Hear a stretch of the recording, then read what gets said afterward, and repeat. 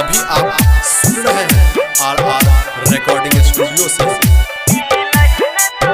जान तोरा बिना नहीं जी सके छो जान, जाय छा तो जो लेकिन आखिर में एगो बात सुन के जोगे जान।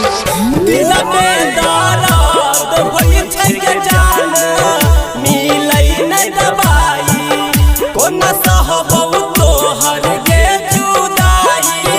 मिलै नहीं दवाई, मिलै नहीं छही के दवाई कोना सहबौ तोहर जुदाई। मिलै नहीं छही के दवाई कोना सहबौ तोहर जुदाई। दिल में दर्द होय छै के जान, मिलै नहीं दवाई कोना सहबौ तोहर के जुदाई। मिलै नहीं दवाई।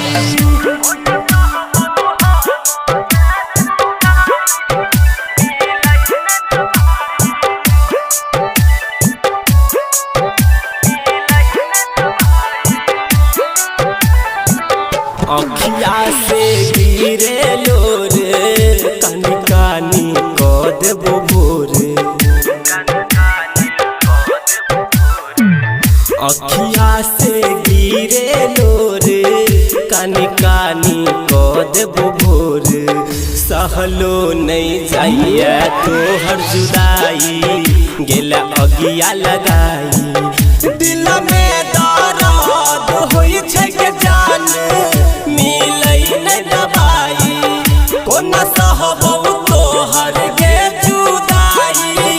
मिलै नहीं दवाई।